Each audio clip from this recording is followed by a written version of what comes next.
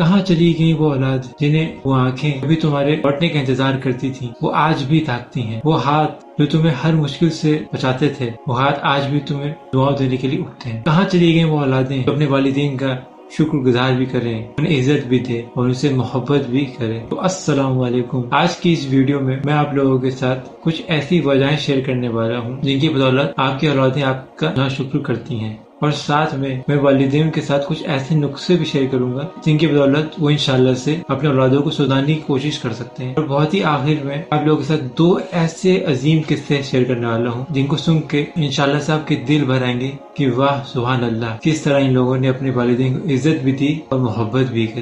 اس video کو بالکل and تک آپ لوگ دیکھیے گا۔ تو سب سے پہلے بات کرتے ہیں ان وجہوں کی جن کی بدولت آپ کی اولادیں ناشکر گزار ہوتی ہیں۔ دیکھیے، سب سے پہلی وجہ ہوتی ہے ماڈرن انفلوئنس۔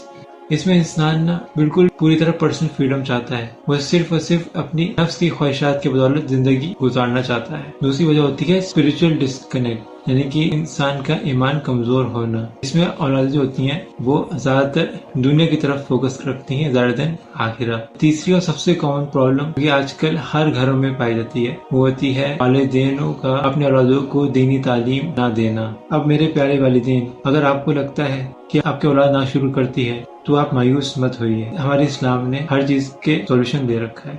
تو اب بات کرتے ہیں ان نسخوں کی جن کی بدولت انشاءاللہ آپ اپنے اولادوں کو سدھار سکتے ہیں۔ دیکھیے، سب سے پہلے کہ آپ لوگوں کو بچپن سے ہی اپنے اولادوں کو سکھانا ہوگا ان کو عزت دینا، کہ وہ لوگوں کو عزت کیسے دیں، لوگوں کو شکر گزار کیسے کریں۔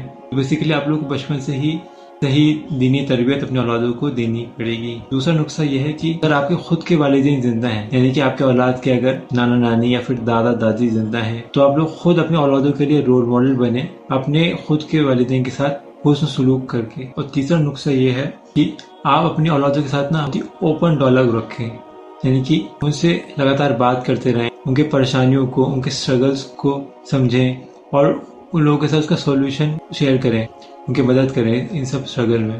اور دیکھیے، اس موضوع کے اوپر کہ نافرمان اولادوں کا علاج، اس کے اوپر میں الگ سے ہی ایک ویڈیو بنا چکا ہوں پوری، آپ میرے چینل پیج پہ جا کے اس ویڈیو کو بھی دیکھ سکتے ہیں۔ اب مجھے اپنے پیارے بھائی بہنوں سے بات کرنی ہے۔ میرے عظیم دوستوں، آپ کی جنت، آپ کی خوشیاں اور آپ کی آخرت سب آپ کے والدین کے واسطے ہے۔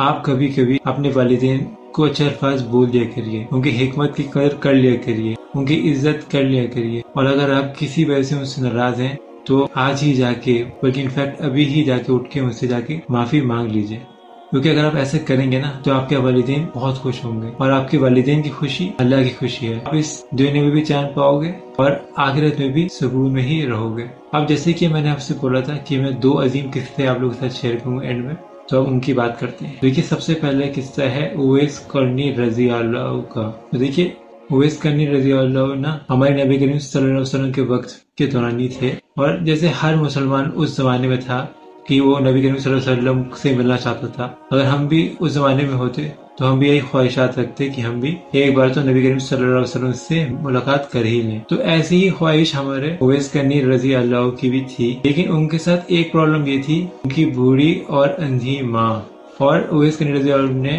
اپنی ماں کی خدمت کی خاطر ہمارے نبی کریم صلی اللہ علیہ وسلم سے ملنے کا سپنا یا خواہشات کو ابینڈن کر دیا، اور اللہ تعالیٰ نے اس کے بدلے میں اویس قرنی رضی اللہ کو ایسا ریوارڈ دیا کہ اللہ تعالیٰ نے جنت کو خود بولا کہ آپ اویس قرنی رضی اللہ کی عزت کریں۔ سبحان اللہ! ہوتی جس جنت میں جانے کے لیے ہم لوگ یہ دنیا میں آئے ہیں، اسی جنت کو اللہ تعالیٰ نے حکم دیا کہ آپ اویس قرنی رضی اللہ کی عزت کریں۔ خود آپ سوچیں کہ کس طرح انہوں نے ماں کی خدمت کری ہوگی، کتنا بڑا درجہ ہے اپنی ماں کی خدمت کرنے کا۔ اور دوسرا قصہ آپ کو صحیح بخاری کی حدیث نمبر 2215 میں ملے گا۔ یہ حدیث ہے تو بہت بڑی، لیکن میں بہت ہی مختصر سی بات آپ کو بتا دیتا ہوں اس حدیث کے بارے میں۔ تو اس حدیث میں آتا ہے کہ نبی کریم صلی اللہ علیہ وسلم فرماتے ہیں کہ 3 لوگ کہیں جا رہے تھے اور اچانک سے بارش ہونے لگی، تو تینوں نے کسی پہاڑی میں ریفیوج لے لیا، اور اتفاق سے ایسے ہوا کہ ایک بڑا سا پتھر آ کے جو آنے جانے کا راستہ تھا اب گر گیا، اور آنے جانے کا راستہ بند ہو گیا، تینوں اس گفا میں پھنس گئے۔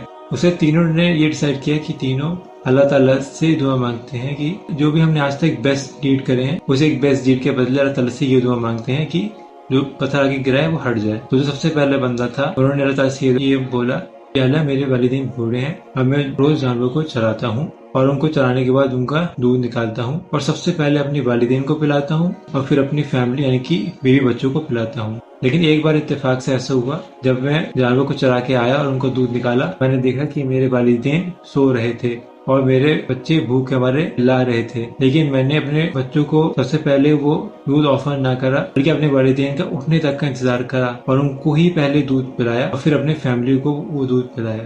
तो अगर आपको लगता है कि मैंने ये काम आपके लिए किया और आप मेरे इस काम से राजी हैं, तो इस पत्थर को हटा दीजिए। अल्हम्दुलिल्लाह से वो 1/3 पत्थर हट गया था उनके एक दुआ से।